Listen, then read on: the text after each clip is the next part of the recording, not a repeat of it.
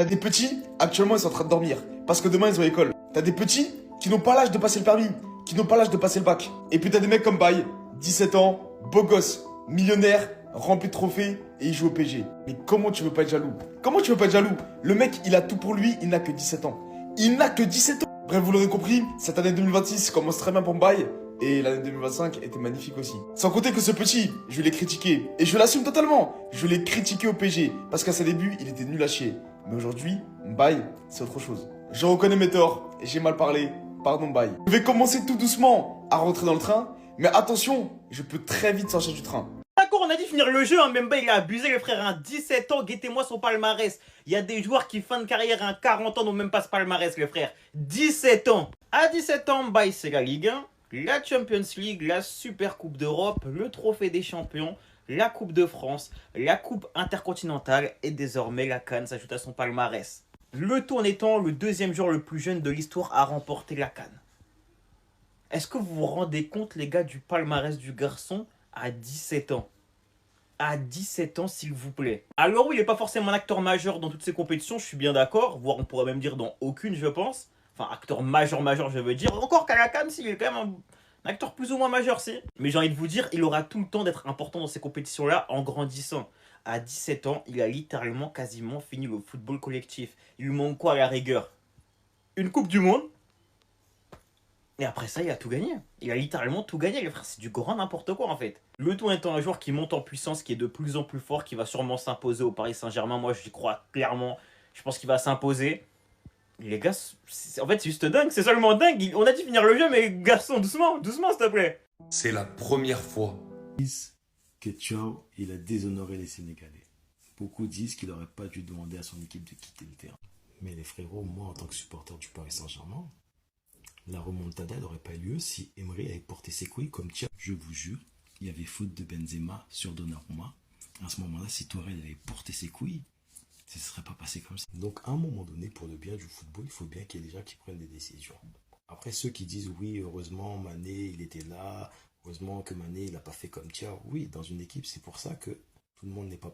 Et c'est pour ça qu'il faut des grands hommes pour faire une grande équipe. Lui, Thiaw, il a laissé son cœur agir. Mané, il a utilisé son intelligence pour ne pas faire en sorte que son équipe soit pénalisée jusqu'au bout. Mais à la fin, les mecs, moi j'aurais kiffé que Emery fasse exactement la même chose. Ne me faites pas jurer. La remontada, c'était un vol. Benzema, il avait fait faute sur Donnarumma. Tout le monde le sait. Et à ce moment-là, on aurait aimé avoir un coach comme ça, qui dit, les gars, allez, la concurrence. Le roi. Le roi. Le roi est la plus grande légende de l'histoire du foot sénégalais. Il a tout gagné à Liverpool, alors que Liverpool n'avait pas gagné depuis des années avant son arrivée. La Première Ligue, la Ligue des Champions, la FA Cup, la Carabao Cup, une deuxième place au Ballon d'Or. Déjà, il a fait rayonner le Sénégal à l'échelle mondiale par ses performances en club. Et avec la sélection, une seule finale dans l'histoire du Sénégal, pas de CAN. Sadio Mané arrive, candidat régulier en Coupe du Monde, pays qualifié tout le temps pour la Coupe du Monde, pays qui fait un 8e de finale à la dernière Coupe du Monde, et surtout, pays qui fait 3 finales de CAN sur les 4 dernières éditions, et qui sur ces 3 finales en remporte 2, avec un Sadio Mané qui sur sa dernière CAN, on retiendra que pour sa dernière CAN, le roi a fini meilleur joueur de la compétition. Le roi a été énorme à tous les matchs. Le roi a retrouvé ses jambes de 20 ans. Et que le roi a empêché un énorme fiasco, c'est-à-dire à une défaite du Sénégal sur tapis vert, en demandant à ses joueurs de revenir sur le terrain pour jouer cette finale jusqu'au bout. Alors qu'à ce moment-là, tout le monde pensait qu'ils allaient la perdre. Mais si vous ne faites pas une statue de Sadio Mané à Dakar, je viens au Sénégal, je la fais moi-même. C'était ma dernière vidéo de cette CAN. Et elle ne pouvait pas se terminer sans que je le fasse sur le roi. Sans que je la fasse sur le roi. Dans les commentaires, continuez puisque notre surnom a fonctionné. Le roi. Je veux que lorsque la prochaine fois que je vais voir une vidéo du Sénégal, je vais entendre les autres joueurs dire à Sadio Mané le roi. Vous pouvez utiliser toutes mes serviettes pour essuyer vos larmes. Waouh. Waouh, waouh, waouh, waouh. En fait, j'ai capté en fait, on est chez les fous. Ça, c'est du trash talk. Ça, c'est du trash talk. L'année Nouambali sur Instagram. Les Marocains avaient tenté de voler sa serviette également en demi-finale. J'ai pas besoin de vous expliquer ce qui s'est passé en finale. Voilà, les Marocains qui tentaient de voler la serviette. Carrément, Diouf devait faire un appel contre appel pour pouvoir ensuite donner la serviette de Mendy. Carrément, il s'était fait encercler par 4 ramasseurs de balles. Je sais pas si vous vous rendez compte de la dinguerie. Et carrément, les Marocains, wesh, il est là votre trophée, wesh. Il est là votre trophée, ouais. Je sais pas si on se rend compte de la dinguerie, hein. Mais les gars, vous savez que moi je suis un Marocain, mais les gars, je pète mon crâne. Je pète mon crâne. Vous avez quoi avec les serviettes, wesh? C'était quoi le problème? En fait, j'avais quoi dans ces serviettes? M'expliquez en fait, moi je comprends pas. Je comprends pas. Je pense que tous les peuples qui ont affronté le Maroc, hein, ils doivent être tellement contents de leur défaite. Même moi en étant Camerounais, hein, je suis tellement content. En tout cas, bref, comme dit Stanley, hein, utilisez toutes leurs serviettes pour essuyer vos larmes. Vas-y, bref. Cette vidéo, c'est pour tous ceux qui disent que tirer des pénaltys c'est facile, que limite faudrait pas les compter dans les stats parce que c'est pas des vrais buts. Et le meilleur exemple c'est Ronaldo. On n'arrête pas de l'appeler Penaldo. Allez demander à Brahim Diaz si les pénaltys ça compte pas. Et s'il aurait pas voulu aller marquer ce pénalty. En fait, je crois que vous vous rendez pas compte comment c'est difficile d'aller tirer un pénalty, surtout dans un match important. Alors oui, en soi, le geste n'est pas dur. T'es un attaquant, t'es plus avantagé face au gardien. Mais la pression mentale, parce que sur un pénalty, tu peux être le plus grand des héros comme le plus gros des losers qui gâchent la fête. Et le meilleur exemple, c'est Zidane. Zidane, finale de Coupe du Monde, il fait une panenka, il l'a réussi, aura ultime, il rentre dans la légende. Brahim Diaz de son côté, il fait exactement le même geste que Zidane, en beaucoup moins bien réussi, je vous l'accorde. Et lui, il a raté, son monde s'écroule alors qu'il faisait une canne exceptionnelle. Il marquait à tous les matchs. Mais on va retenir quoi de lui? Qu'il a eu le syndrome du personnage principal, qu'il a voulu se mettre en avant avec cette panenka. Mais s'il l'avait réussi, tout le monde aurait crié au génie comme Zidane. Donc voilà, arrêtez de dire que tirer un penalty c'est simple et ça compte pas, parce que moi ça m'étonnerait pas que Brahim Diaz il refuse de rejouer avec le Maroc parce que trop de pression et il a honte après ce geste. Et même ça m'étonnerait pas que son football en pâtisse aussi en club. Ça se trouve on retrouvera plus le Brahim Diaz avant ce penalty. En fait, ce qui fait peur, c'est de se dire que c'est peut-être que le début. Parce que plus on avance, plus il y a des trucs qui sortent, plus tu te dis que ça va péter. Le gardien du Nigeria, vous pouvez utiliser toutes mes serviettes pour essuyer vos larmes. Osaï Samuel, Accor Adams, Dieu est réel, Dieu est grand. Jacobs qui porte des accusations très très graves. Beaucoup de choses se sont passées avant le match, pas seulement pendant le match. Des choses vont sortir, vous allez le découvrir. Le président de la fédération marocaine a traité celui de la fédération nigérienne de... Je vous laisse lire. Cela fait suite à une intervention de ce dernier évoquant une canne pas normale avec beaucoup de soucis, de la triche, etc. Là, il y a des mesures qui vont être prises parce qu'apparemment Papio, il va être suspendu. Gianni Infantino, je sais pas comment on dit, condamne fermement les comportements sénégalais qui sont entrés au vestiaire et parle d'un acte inacceptable. Mais j'ai envie de vous dire les gars, j'ai peur de ce qui va arriver, j'ai peur de ce qui va se passer, de ce qui va sortir et ce qui va en découler. Parce que là les gars, ça va laisser des traces. Parce que je me dis, en fait, la réaction des joueurs nigérians, elle est pas là par hasard. La déclaration d'Ismaël Jacobs, elle est pas là par hasard. Et c'est ça qui est inquiétant en fait. Enfin bref, on verra ce qui va se passer dans les prochains jours, mais ça sent pas bon. Dites-moi vous en pensez en commentaire les gars, c'est pas vous abonner, vous êtes des bons, nous, on avance. Non, franchement les Marocains, vraiment, vous êtes mes frères. Khawa, comme on a toujours dit. Je sais que c'est dur, ça fait 50 ans que vous l'avez pas gagné, mais c'était juste pour vous dire que là, ça va faire 51 ans. Non, les Marocains, voilà, je plaisante. Vous savez, c'est de bonne guerre.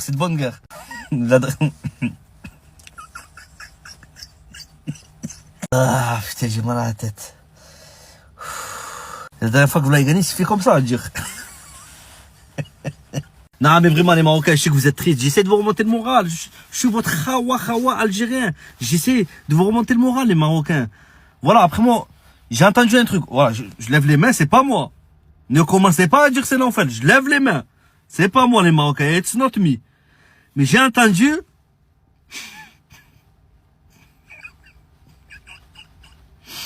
Que l'arbitre il prenait pas la carte.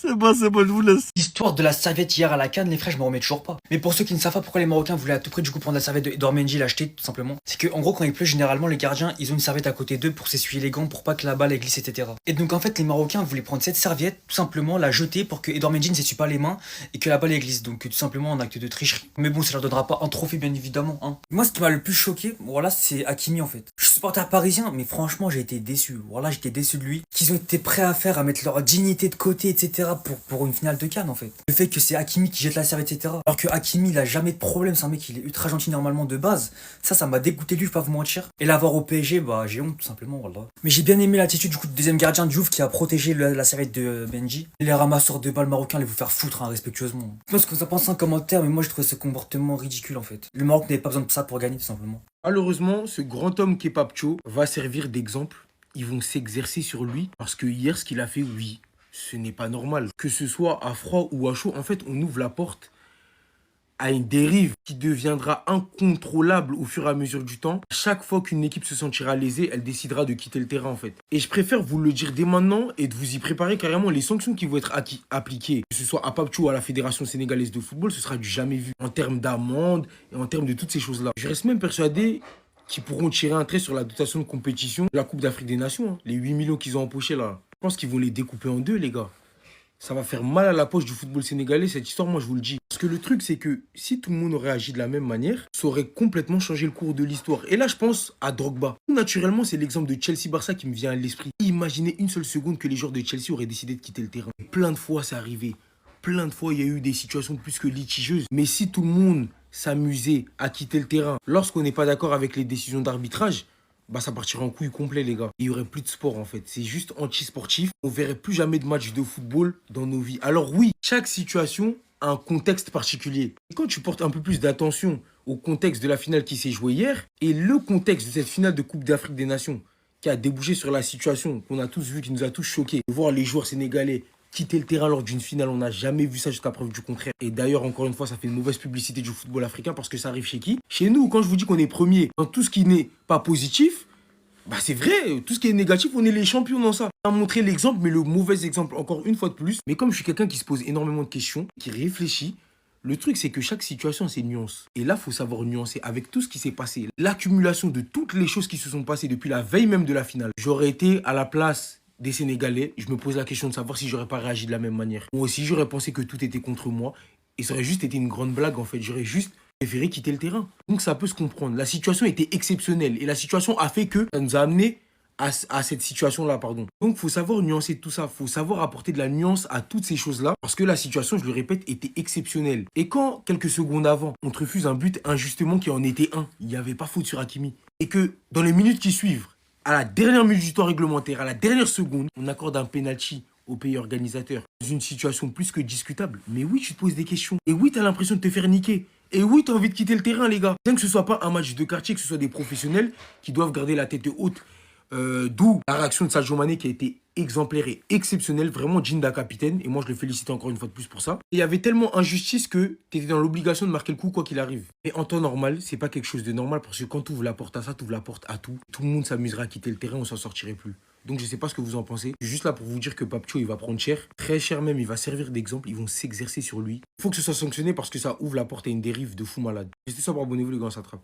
Gay! Gay! Les gays! Les gays! La canne des gays! Non, parce qu'excusez-moi, hein, mais ça aussi, faut qu'on en parle quand même. Parce que lui, il joue au milieu de terrain. Il a 36 ans. Tous les matchs, il a été bon. C'est simple.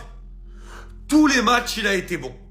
Évidemment, c'est pas des milieux qu'on parle en général en premier, mais lui, la manière dont il a été bon, dont il a géré le tempo, dont il a réussi à s'adapter à tous ceux qui ont été à côté de lui. Franchement, ça a été le patron du milieu de terrain, de A à Z dans cette compétition. Et à 36 ans, avec l'intensité physique qu'il y a, qui plus est dans une Coupe d'Afrique des Nations, où physiquement c'est très dur à jouer, ça demande énormément de conditions. Faire la canne qu'il a fait, c'est juste respect. Et lui,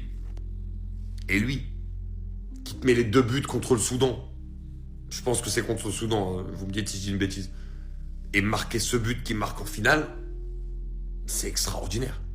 Et avoir l'impact qu'il a, surtout que lui et Idrissa Gueye, ils ont joué dans un double pivot.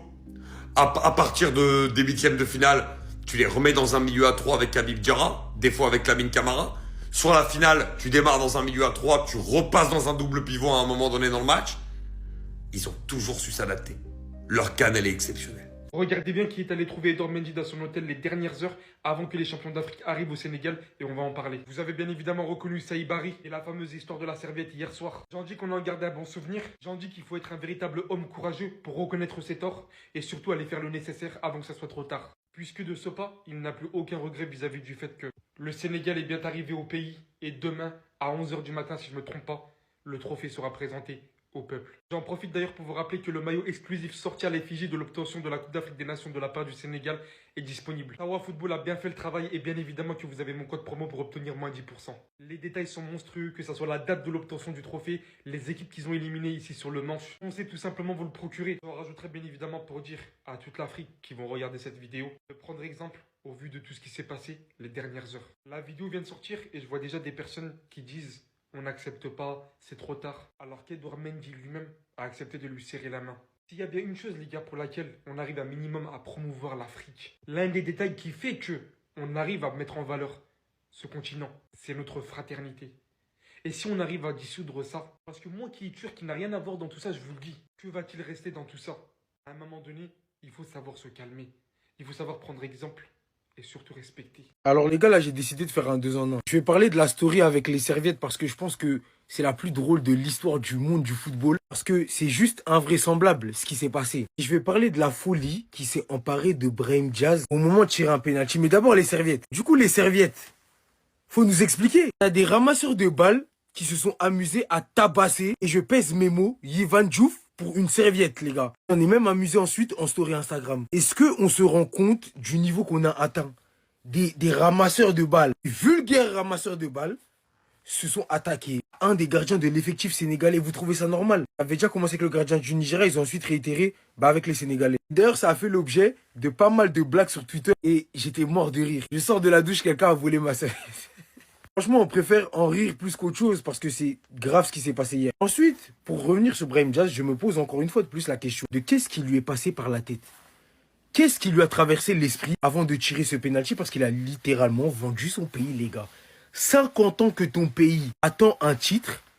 Ok, comment dire, la décision, elle était étrange. Et carrément, il y a une théorie qui est sortie sur Twitter de la part de Benedra Naïm qui est loin d'être absurde. Elle se tient. Moi, je peux pas croire qu'il a pas fait exprès de mettre cette panenka justement. Je vais vous la faire court. Cette théorie, elle dit que Brahim Diaz, il a volontairement raté ce penalty, mais il a tout fait en sorte pour pas qu'on pense qu'il l'ait raté en tirant une panenka. Personne aurait pu se dire que mais il a fait exprès. Bref, je vous invite à lire la théorie. Elle est archi longue. Elle est super pertinente. Vraiment, vraiment. Après, comme on le sait, c'est le seul à avoir le fin mot. Et qui sait s'il dira la vérité? Parce que s'il dit qu'il a vraiment fait exprès d'avoir raté ce penalty, c'est une grosse dinguerie. Et s'il dit qu'il a pas fait exprès, c'est encore plus une dinguerie en fait. Donc, quoi qu'il arrive, il est dans la merde. Donc, vaut mieux nier en bloc et ne rien dire. Laisser le suspense autour de ce penalty qui aura malheureusement marqué l'histoire du football africain et pas que. Restez sobre, abonnez-vous les gars, ça. Vous savez ce qui me gêne le plus dans la finale d'hier? C'est qu'avec tout ce qui s'est passé, on en vient à oublier une des performances légendaires qu'un joueur a produit hier. Parce que je vous jure que le match de Yacine Bono dans une finale de Coupe d'Afrique des Nations qu'il a sorti hier contre le Sénégal, on est sur un match légendaire d'un gardien de but. C'est un match de Bono que tu prends, que tu mets dans un poster, que t'encadres dans ta chambre, tu le regardes avant de dormir, tu dors bien. Tu passes une nuit, tu dors 24 heures même.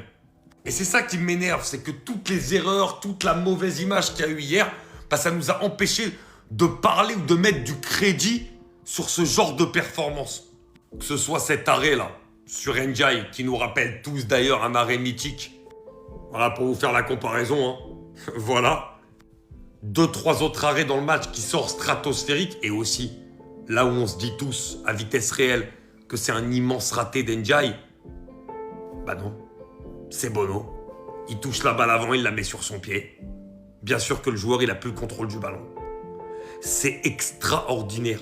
La finale que nous a livré Bono hier, en plus d'avoir été décisif sur les demi-finales, comme il l'a été contre le Nigeria sur la séance de tir au but, c'est extraordinaire.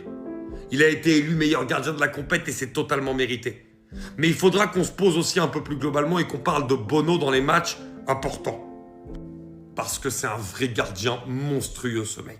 Grave confiant conflit diplomatique entre le Maroc et le Sénégal. La fédération marocaine a d'ores et déjà annoncé qu'elle allait déposer une plainte contre Dakar, alors que le frère du roi lui-même a refusé de remettre le prix aux Sénégalais. Qui manque de respect à qui dans ce dossier? En effet, mes amis, on a appris il y a quelques heures que la Fédération marocaine de football a décidé d'enclencher toutes les voies légales possibles contre le Sénégal et contre son retrait du terrain lorsqu'il y a eu le sifflement du penalty de Brahim Diaz. Il y a quelques minutes, le journaliste français Romain Molina nous apprend que le président de la Fédération marocaine aurait injurié le président de la Fédération du Nigeria en disant carrément que c'était un FDP, un ingrat pour lequel il avait beaucoup fait. On voit que la Fédération marocaine n'est pas très respectueuse des peuples subsahariens. Et en plus des problèmes de sécurité, d'hôtel et tout ça contre le Sénégal, moi cette scène elle m'a choqué. Vous avez ici le frère du roi Mohamed VI qui devait remettre le trophée. Vous voyez, il est pas très chaud. En même temps, voilà, il y a un conflit là entre le Sénégal et le Maroc.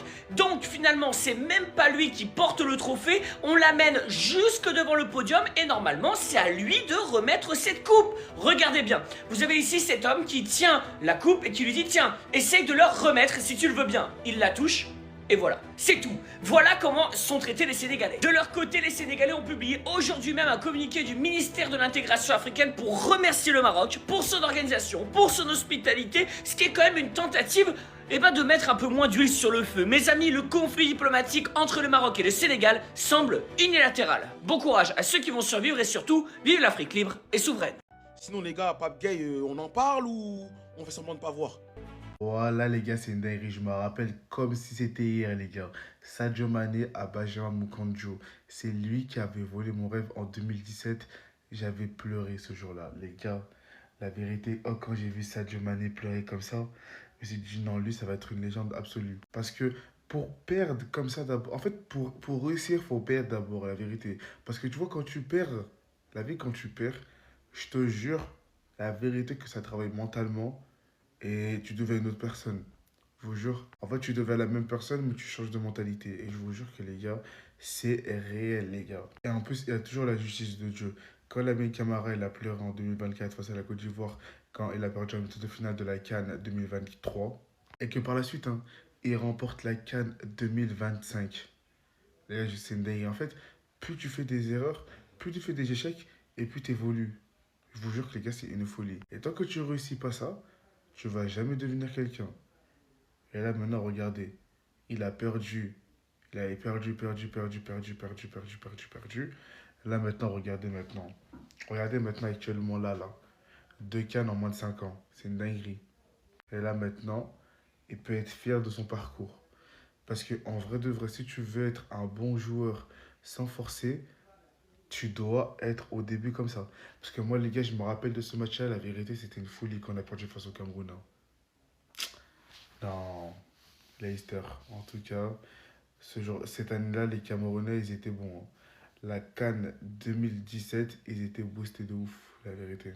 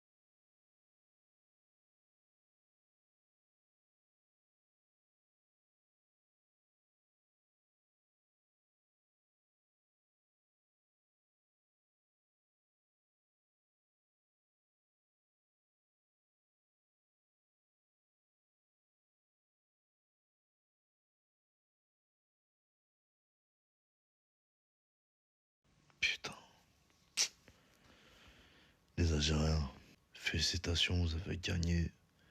Vous l'avez pas démérité, il n'y a pas de problème. Respect à vous.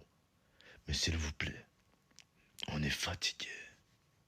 On est fatigué. Regardez l'état de mes yeux. On est fatigué. Il est 4 heures du matin. Depuis, je n'ai toujours pas dormi. Parce que dehors, il y a du bruit, des pétards, des explosions. Ça crie. Je vois même des lumières comme ça à ma fenêtre. On est fatigué, s'il vous plaît. Vous avez gagné, oui. Mais s'il vous plaît, on a besoin de repos. On a besoin de repos. Mais vous êtes au chômage. Il y a des gens qui travaillent demain, les Algériens. Vous ne travaillez pas, vous? Hein? Mais je ne comprends pas ce qui se passe. Je suis dans mon lit, mais je sens des odeurs de couscous. Pourtant, toutes les fenêtres sont fermées. Je suis entouré de Congolais. Pourquoi il y a du couscous chez moi, les Algériens? Moi, j'ai demandé quoi? Même là, j'ai piqué un peu, j'ai baissé un peu ma garde. Ouh, j'ai rêvé déjà d'un Algérien. Oh! Non, s'il vous plaît, on est fatigué. On est fatigué. Mon gars, il veut pas trop, mon gars. Ah, il veut pas l'aise. Oh, en courant. Viens, tu cours en plus. Oh, ouais, laisse-le. Mon gars, laisse-le voir pitié. Ah! Même si on a dit forcer. Rien contre le frérot, hein. Il fait son contenu, c'est bien. Tu connais, dans le bon. Mais même si on a dit forcer. Un jour, le grand Sadek a dit, quand c'est cassé, je peux plus réparer. Et c'est ça, les gars, il se débat. Il part, on sent qu'il est gêné, qu'il veut plus côtoyer, il veut plus. Tout ce qui est... Non, cassure. Force pas. Et moi-même, je vais même aller plus loin. Il a ses accréditations et tout, bord terrain et tout. C'est lourd. Il fait son contenu et tout, c'est lourd. Mais comment, après ce qui s'est passé, c'est une question que je me pose vraiment. Il peut encore être au contact des joueurs et tout. Parce que moi, après, Dieu a dit, faut toujours, je suis pas en interne et tout, mais Dieu a dit, faut toujours pardonner.